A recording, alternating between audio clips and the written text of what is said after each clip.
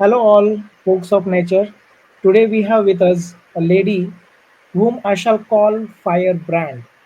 You will realize this as you listen to her story. So let's welcome Arunima Sharma. Welcome, Arunima, to the People of Nature podcast. Hi, thank you, Pankaj, and thank you for calling me Firebrand. I don't know how much justified that is exactly. I take my inspiration from the women with whom I work here. So yeah, thank you so much. Great to have you with us, Arunima. Let me a little briefly mention about Arunima's work and her bio. Arunima is a distinguished environmental management professional. She is currently making significant strides as a block coordinator for the Hans Foundation. Since joining in July 2023, she has dedicated herself to forest fire mitigation and prevention in Tehri Garhwal. She works in a deeply collaborative manner involving local communities and the forest department in initiatives like Forest Walks project. She uses the behavior change communication model and the citizen science concept, aiming to educate and empower resilience groups among women and youth about the importance of environmental conservation. Apart from this, Arunima is also pursuing a PhD in humanities and social sciences from IIT Kanpur, with her research focused on community based forest management systems in Pittorgarh, employing ethnographic research tools. So, let me once again welcome you to our podcast, Arunima. Thank you, Pankaj, for the wonderful introduction. So, Arunima, I'm going to head to the questions now. And I hope this discussion is going to get really interesting and I must say fiery. So, my first question to you, Arunima, is currently you are empowering women through volunteer firefighters in Uttarakhand. Can you tell us the backstory of forming the firefighter force? Yeah, so in Uttarakhand, I think okay, the best way to introduce this would be by mentioning Chipko movement. All of us have heard about Gaura Devi, who was one Yeah. of the pioneers of the Chipko movement. So Yes. Uttarakhand already is known for women Mm-hmm. being a part of the conservation process, right? Mm-hmm. So this project started in 2021. I joined the project last year. So Okay. the project is called Mitigation and Prevention of Forest Fire, and this is run by this wonderful organization called the Hans Foundation. Mm-hmm. Um, the need to start working on this project actually arose from you know as in they had a chat with the local people. They had a few conversations with the forest department people as well. Mm-hmm. So the forest department could provide us with the data that Tehri, Pauri, Almora, and Bageshwar are the most affected districts of Uttarakhand with the issue Okay. of forest fires. Okay. So, as a start, as a pilot project, we chose Tehri Garhwal and Mm-hmm. Pauri Garhwal as Mm-hmm. our first. We chose around 500 villages over here in five blocks. So, and this was done by conducting PRA's, participatory rural appraisal method, where they basically used the bottom-up approach. They went to the people, people from the Hans Foundation who conducted the PRA. They Okay. went to the people to the all of these 500 villages, talked to Mm-hmm. them about the issue of forest fire, how the local people see forest fires, Okay. Okay. what are the challenges they face, what could be Mm. the solutions, maybe, right? Right. So using those insights, Mm-hmm. the project and the future project activities were formed. Mm-hmm. During the process, they found out that it's the women who are mostly affected by the forest fire because if anybody who has ever lived here or has experienced or worked here, Mm-hmm. not necessarily in the conservation sector, even if you have lived in the Himalayas or you've read stories or anything, you would know Mm-hmm. that the women over here they have a work cycle of 15 to 17 hours on a daily basis. They take Oh, care of the household.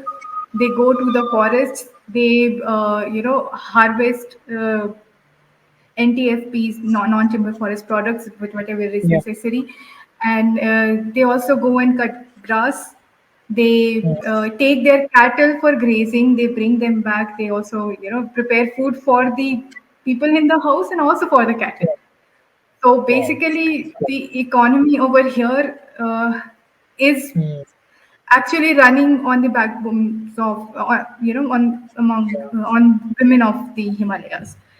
So Amazing. hence, the volunteer firefighters we have, most of them are women, because they are the ones who are basically, connected with the ground, Right. with the forest.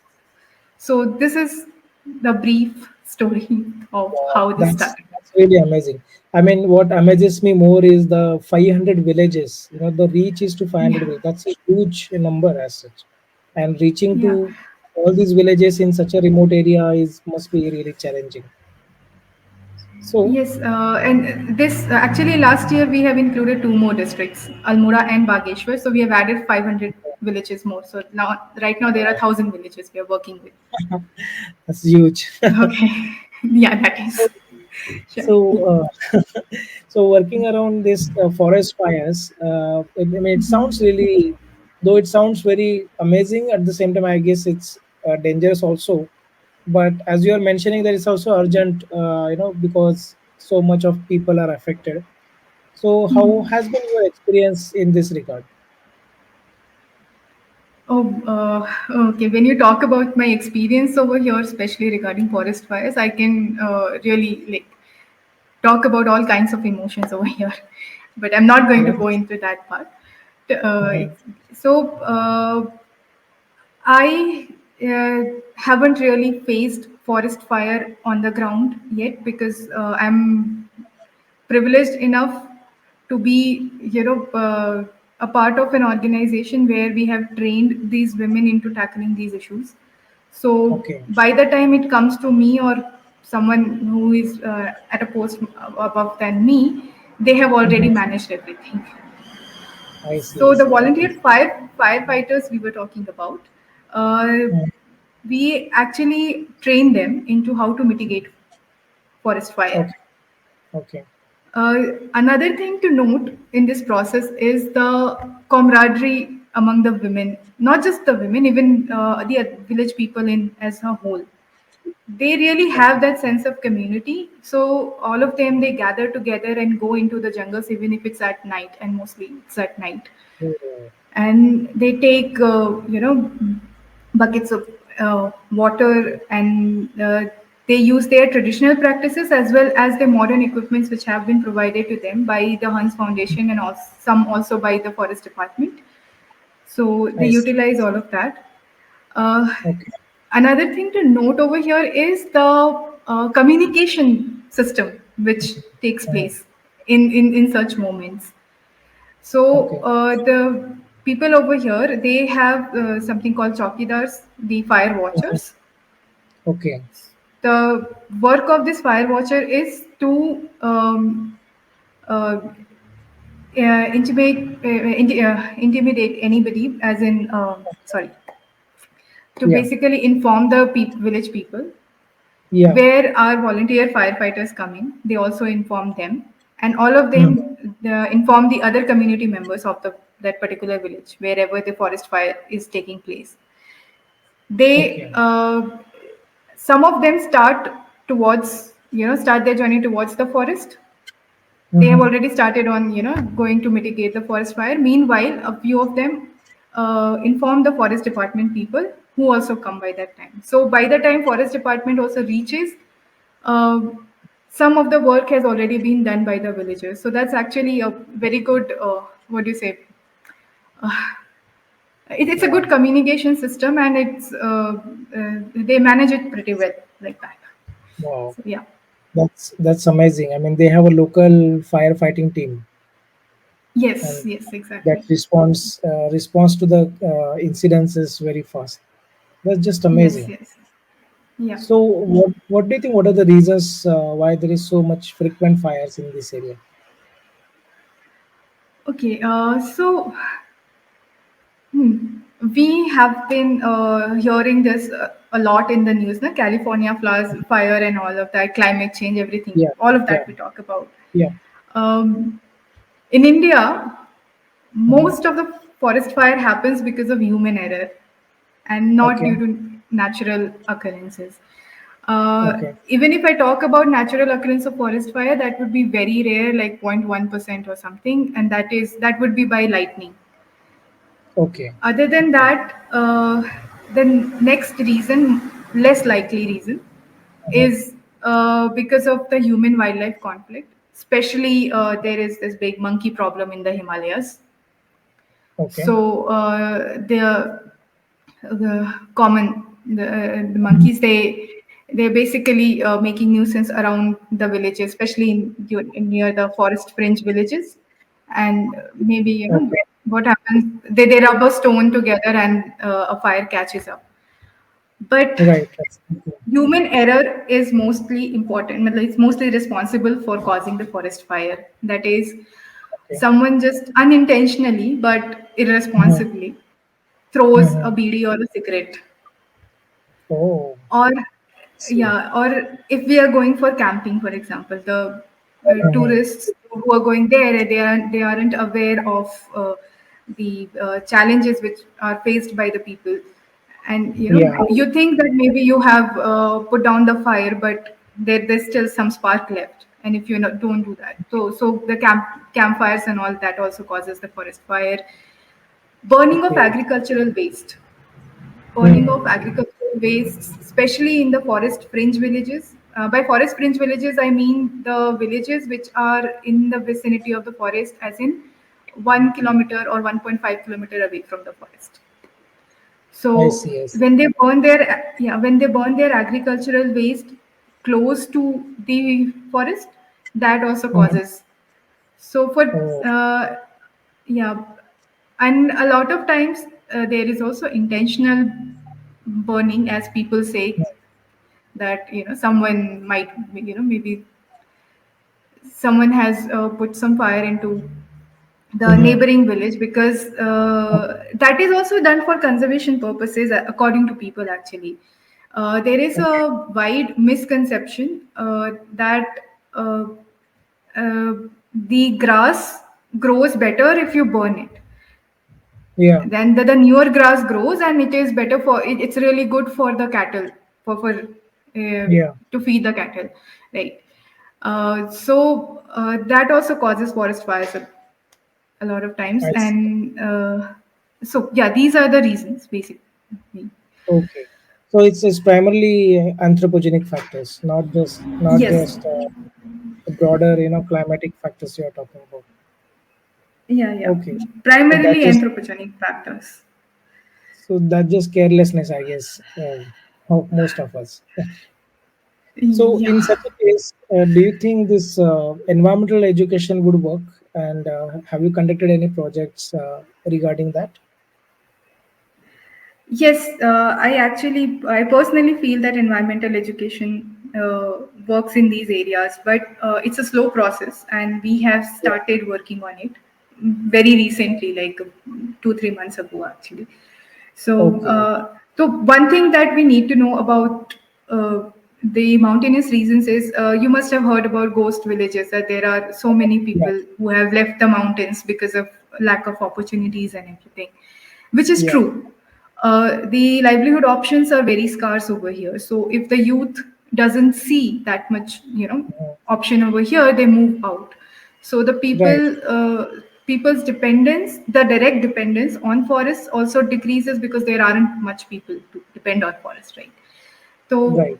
so that also leads to like very unplanned management or Mhm. mismanagement of forests, for that matter. Okay. Okay. Even, and the youth who's also already staying here as well is not that motivated, or a very less percentage of youth is motivated to work for the forests, because again, the livelihood opportunities are Yeah. outside the region. So Okay. I think this is where citizen science model comes in. which Mm. you introduced while you were introducing me. You talked about it. Yeah, yeah. So, one of the activities which we have taken up at the Hans Foundation is the forest walks, where Okay. we are we have like we are making groups of people, youth and women, Mm-hmm.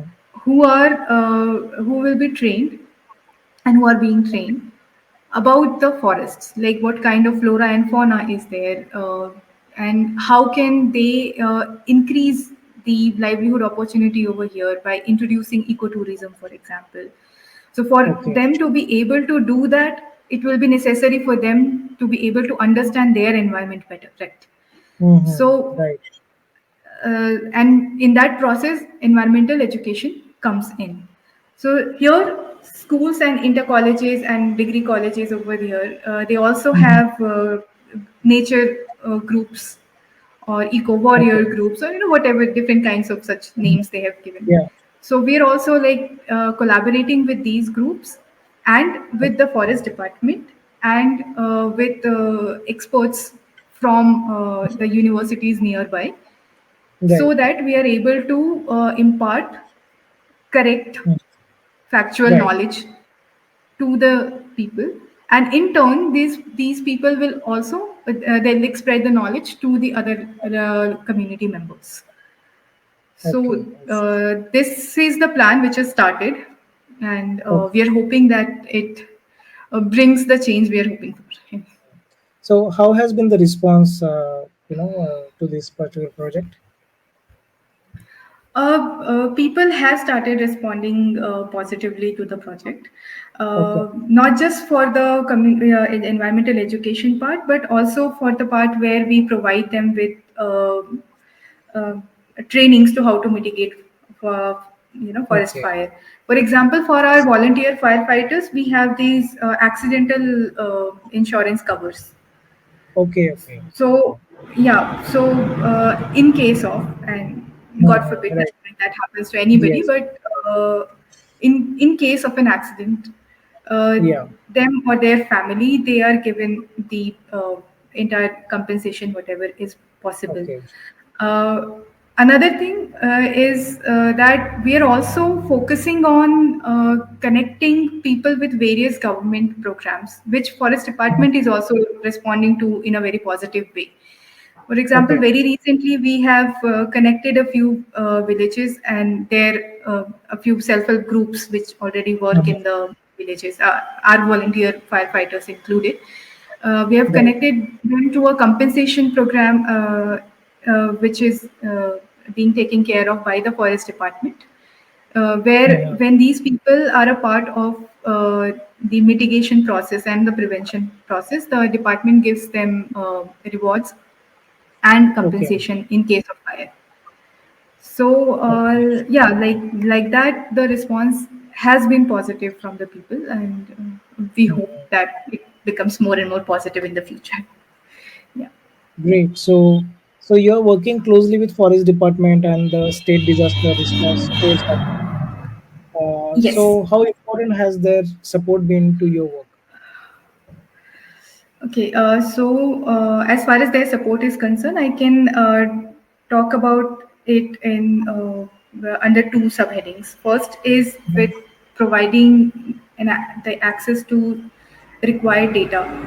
By required data, I mean the predictability of forest fire at an instance, at Yeah. any place over here, or mm, which villages are covered under the program, what kind of rules and regulations are being implemented in the villages. For example, in Uttarakhand there is a system of one panchayats.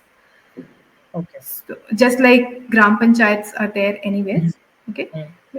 Here, gram panchayats are also there, and one panchayats are also there to govern the forest area. So there are these civil forest areas, which Okay. the local people, the forest department, and the revenue department administer.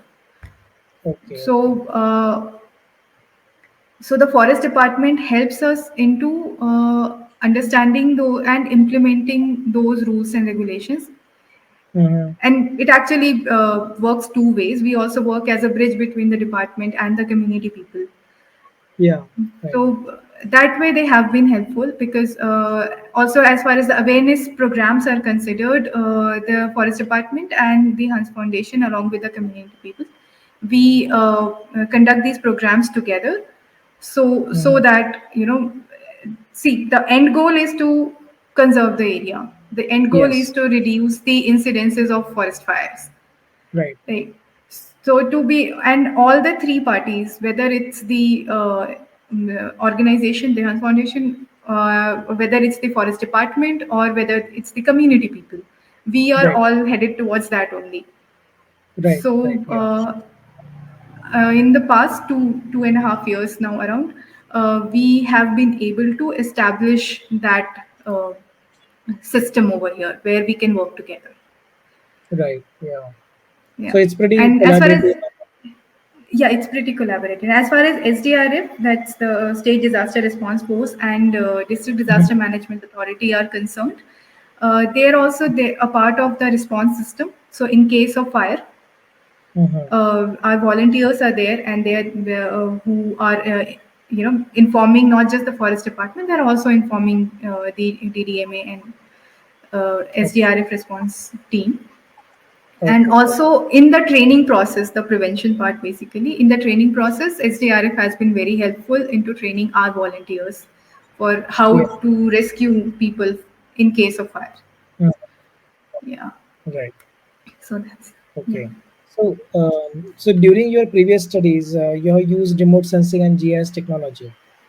So can it Yes. be used to detect and monitor forest fires?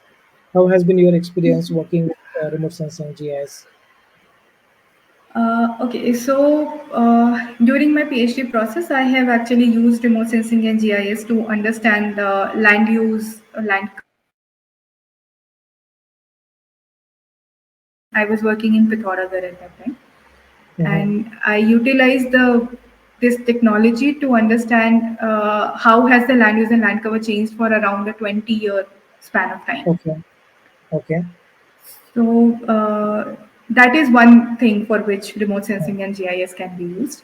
Another, Right. especially specifically in case of forest fires, when we are talking. If you know of FSI, that is Forest Survey of India, Yeah. they release fire maps every year, which is Mm-hmm. based on predictive modeling. Okay. Uh, okay, so and that modeling is done based on the data provided by MODIS satellites, which Okay. basically capture data from anywhere where fire is taking place. Mhm. Okay, Mm.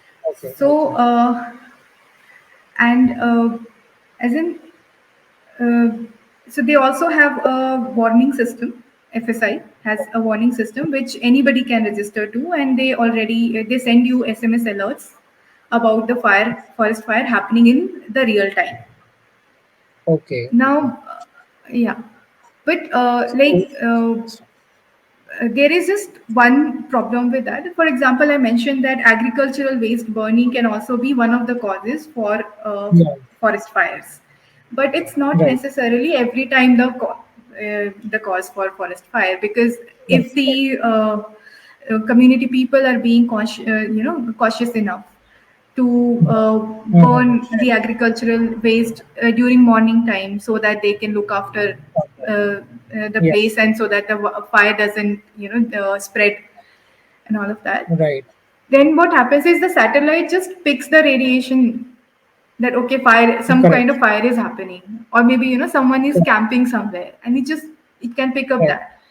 So that's Right. exactly not forest fire So as that's per a se. false alarm. Yeah.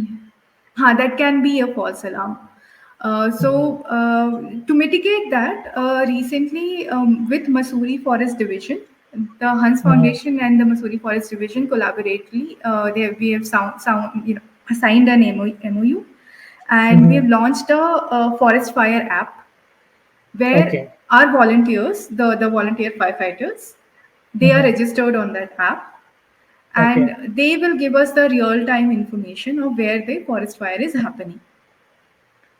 Nice. So Okay. uh, now this will also help into making this predictive modeling system much more accurate. Yeah. And it also has an option of remarks. It has a remarks section where they can mention the reason for the forest fire, why it happened. So it also makes not just the department, even for the project we are working in, uh, that later on whatever activities we design, we can design it according to that. That okay, so these are the reasons, and maybe some new Mhm. reason has come up. So how do we tackle it? Does how much of the awareness part would work? Will connecting Mhm. people to more livelihood opportunity work better in a certain space? Because it will Right. also differ from place to place, no? For example, Correct. Correct. Mussoorie is a touristy place, okay, and the places Yeah. around that, it has more tourist attraction, and the fire maybe happening over there is a lot of the Mhm. reason. A lot of times the campfire might be the reason, but the place Yeah. where I stay, the block I am looking at, Chaknidar, it's Mhm. in Tiri, it's near the Tiri Dam. Mhm. It does not attract the tourist, that kind of tourist that would be attracted to Mussoorie. Here, Okay, I mostly see. people come either for a trek, or maybe the people who really want to, have that experience of Right. staying in the Himalayas for a month or two or something like that. Right. Right. So Yeah. that is a different kind of a tourist. So the reasons for forest fires over here would be slightly Mhm. different than the reasons for forest Right. fire in Missouri, for example. So Okay, I see. this app is also helping us into understanding those reasons. Mhm. Right. So that is how we are using remote sensing in GIS, because in that app we can the volunteers, the local community people, Mhm. they can send the Yeah. real time location and photographs and reasons for whatever Okay. for the forest fire at that moment. Right. Yes. So that's citizen science at work, actually. Yes, exactly.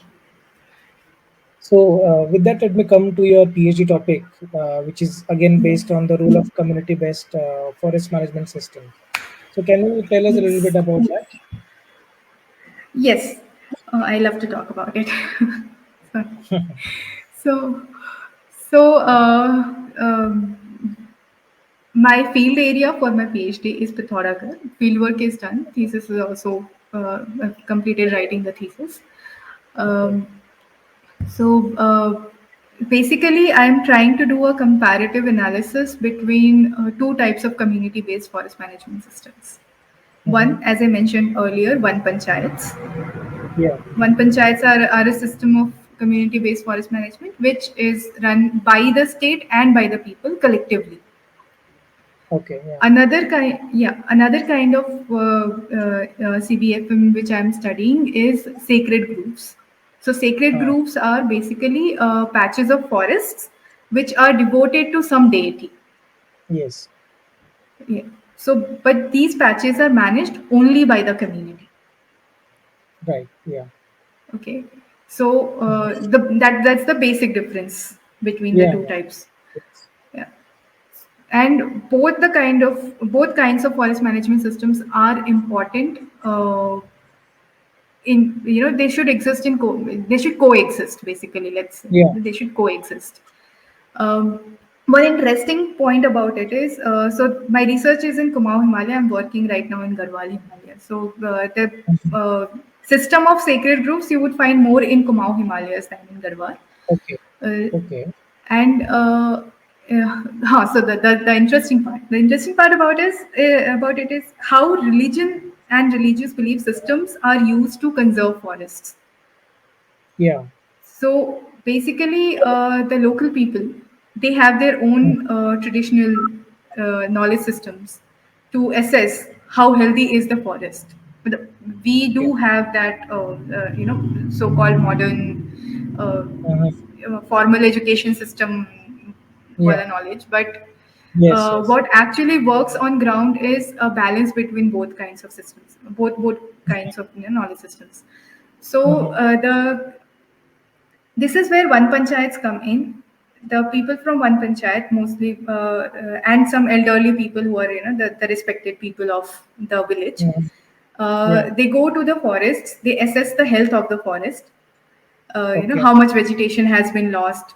Why is there a lot of forest fire in the in a Mhm. particular area, and they Okay. decide that what. patch of the forest will be closed for the public. I see. I see. Okay. Yeah. And when that patch is closed, the whole ceremony takes place in a temple nearby, and Okay. even the signing of the documents that this is being closed and everything, that also takes place in during that ritual only. Okay. And and then they close it off, depending upon the health of the forest. They close it off either for 5 years or 10 years or maybe 20, 25 years also. Wow. The That's worse interesting. the health, the more the time of closing off that patch of forest. Right. Right. So Yeah. it's a sustainable utilization of the natural resources. Yeah, yeah. So basically, giving time to the forest to Mhm. regenerate itself, as well Yeah. as using people's religious beliefs to Mhm. not tamper with the forest. So, like once you Correct. have said, for example, right, that okay, this is our deity who is going to take care of this part of the forest, and now you're not allowed to enter, or even if you Yes. enter you need permission. You are not allowed to harvest anything from there. You're not allowed to cut grass over Mhm. there, or have a picnic over there or anything. Yeah. And all of us at some point, we are afraid of some unknown force or something, right? So Yeah. that works. Yeah, so that works, and Okay. people respect those things. Yeah. If you'll just say that you should not do this because this is not good for you or not good for the forest, that is not Mhm. how things Yeah. usually work, right? Yes. Yes.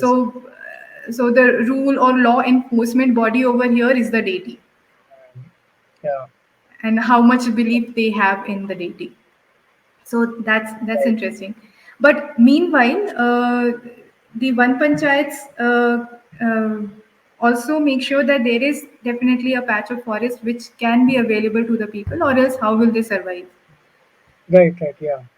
So Okay. that is how they maintain the balance. While one patch is regenerating itself, another patch Mhm. is being utilized for the daily purposes, whatever they for their daily needs and all. And Mhm. by the time this patch starts degenerating, the other one has regenerated, and they can open that patch and then close off the other patch. Okay. And that's how the balance can be maintained. Right. That's a Yes. very it's a very good system as such. It's just that it is pretty participatory, so everyone should agree to follow the rules. Yes. Wow, amazing. Yeah. So, as So a this is women what I scientist, have studied in my PhD. yeah, And it's just amazing. so, Amazing. I mean, it must and be really a lot of hard work. I see, and yeah. being a woman scientist working in remote areas, you must have faced a lot of challenges also, isn't it? So, can you tell us about Yes, a lot of challenges. that? So, okay, so And that. starting from the challenges you face before going to the place, where like there are a lot of people telling you that Mhm. as a single woman, how Yeah, will you survive there and all of that. yeah. Once you overcome those questions in your mind, and because you have been there, and so how I overcame those questions for myself Mhm. was contacting with the local people over there, and also with the forest department, and Okay. creating a network for myself so that I have a proper support system over there. Mhm. uh, so then apart from that, in the field also you face a lot of challenges, whether as a woman scientist or as a block coordinator. I'm working over here, uh, Mhm. whether as a theoretician you go there to just to understand the processes, or whether Yeah. you are right now I am implementing whatever I've learned during my PhD over here. Mhm. So both the times, as a woman, a lot of times you are underestimated. But Yeah. because I'm working a lot with the women over here, Mhm. that challenge is very less for me.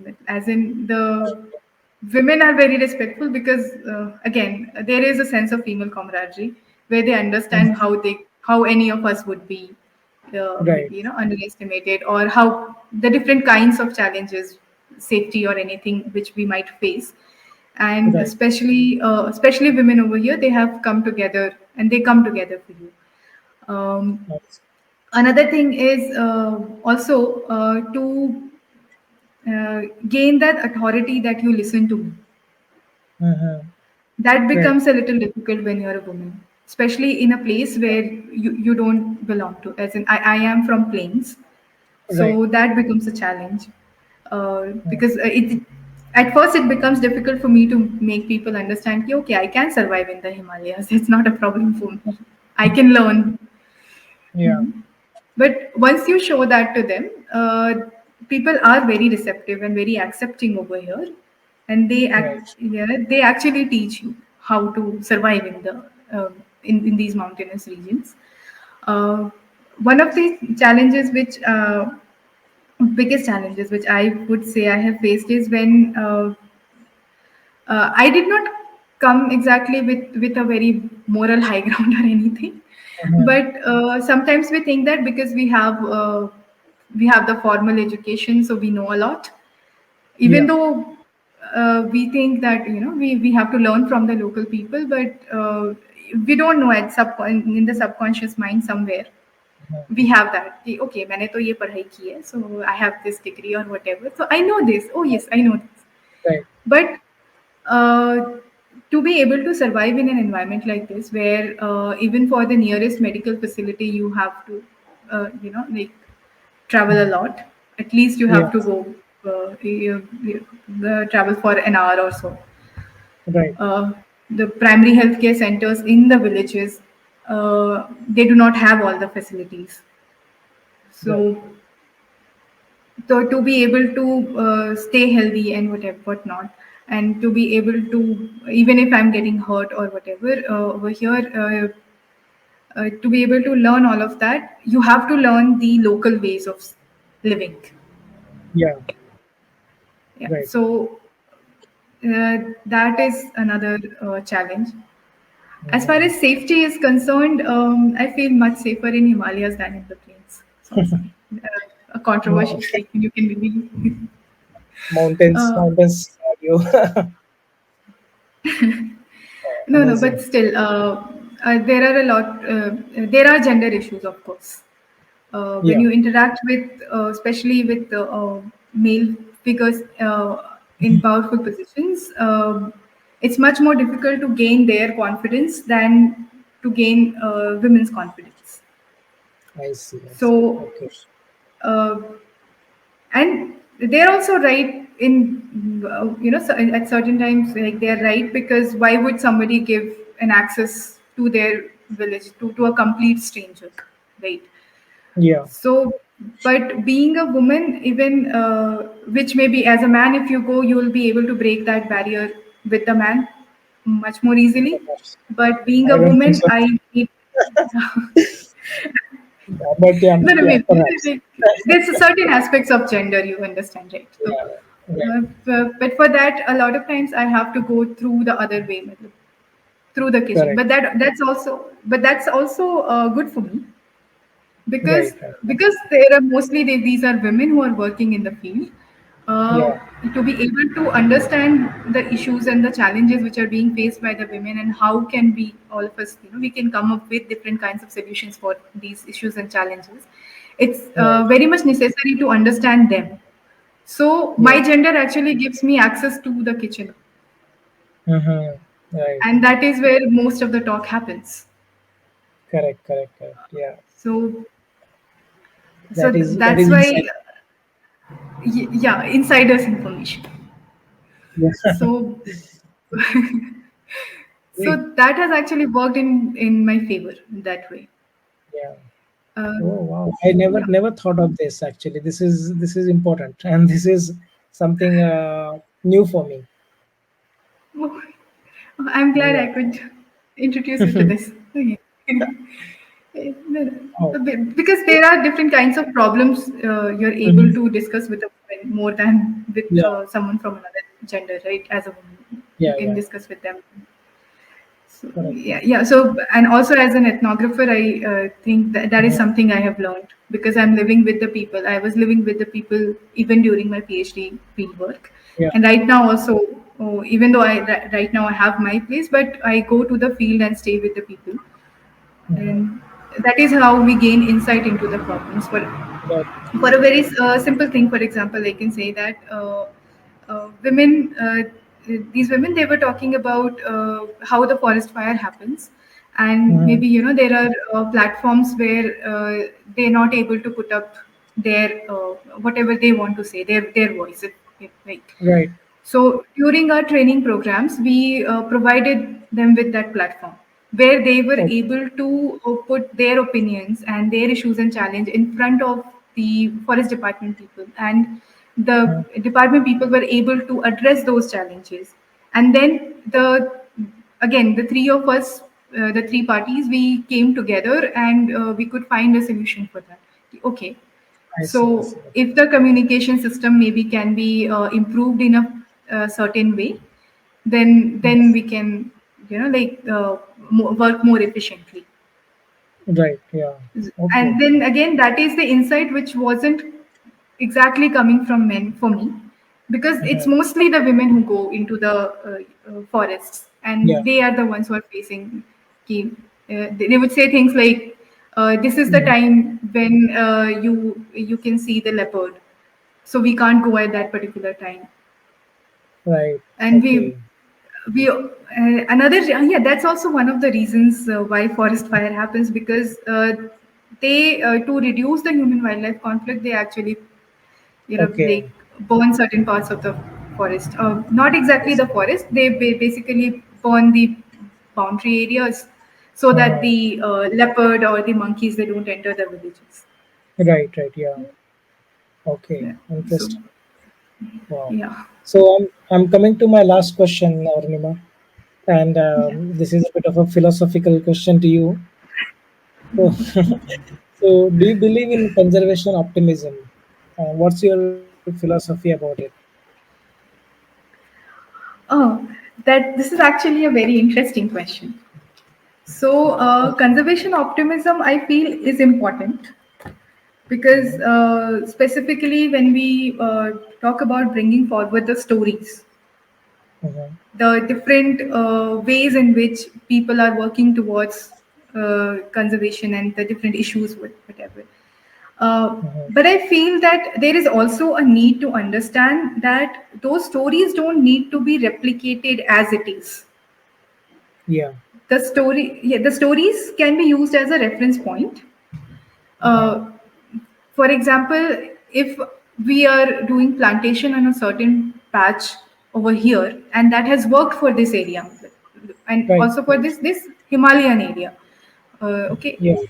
it's not necessary that the same plantation thing will work for Sahyadris or the Western Ghats, right? So Correct. Correct. the Correct. Yeah. point, yeah, the point is to learn from those stories, and that is the point of getting these stories across, and to be able to Yes. understand uh, what is the need of a particular region, what is the local, you have to be focused Yeah. locally to be able to Yes. uh, gain the success which you think that in certain part of the world or the country some conservation effort has gained. Correct. So Correct. Yeah. that, and at a lot of places I've seen that people think that, okay, there somebody was doing a rosemary plantation, or there somebody was doing a mushroom plantation, Mhm. mushroom cultivation. So we can Right. also replicate that, and we'll also earn, and also the forest will be conserved and everything. But that doesn't happen that way. So that is something. Mhm. That is one part. That's the learnings which we can take through these stories, and how do we implement those learnings specific to a particular region. The next part Yeah. of this is communication. How do we Mhm. communicate these learnings and the kind of projects we want to work on to different community members? And by different Yeah. community members or stakeholders, I mean policymakers, researchers, civil society, local community, Right. youngsters, like Yeah. the young people from the age of 4 or 5, who should be, I feel, like, if Mhm. we can make them aware about their surroundings and why it's important to Yeah. conserve the planet and everything. So Right. Right. Yeah, that's about it. That is what I think about it. Yeah. So yeah, so Yeah. in summary, you're saying that conservation optimism is important, but we need to also think locally to have optimal conservation done. Is that what you're Yes, pointing at? yes, yes, yes. Great, great. So thank you, Arunima, for your time and that wonderful discussion we had. I hope you continue your fantastic work and inspire the youth to tackle problems that might seem fiery. So thanks a lot for being a part of People of Nature. Thank you so much, Pankaj, for inviting me, and thank you so much for listening to me. And It was my pleasure. I hope this, I hope this, I mean, this goes across to people and helps some. Okay, Sure. thank you. Thank you.